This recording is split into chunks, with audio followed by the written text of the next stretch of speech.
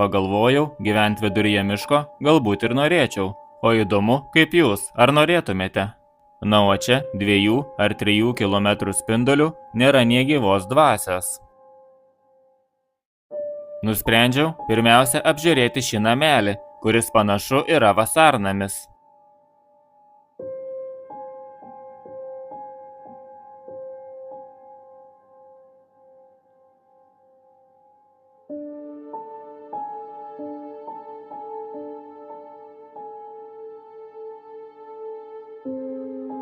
Atkreipiau dėmesį į šiuos vaistus. Toks jausmas, kad juos kažkas neseniai būtų gėręs. Vaistų galiojimo laikas pasibaigęs 2018 metais.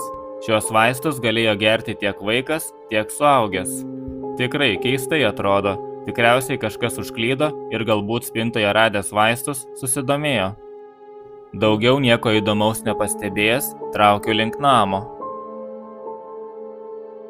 Tikėjausi viduje pamatyti baldų, įvairių daiktų, galbūt net nuotraukų.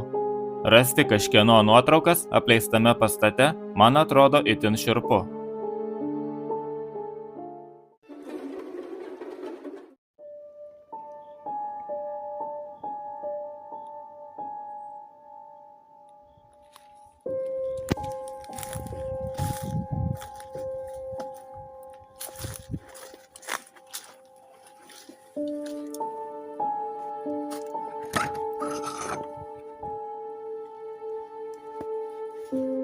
Įėjus į namą, iškart patraukė dėmesį laiptai į palėpę, tačiau ją pasilikau pabaigai.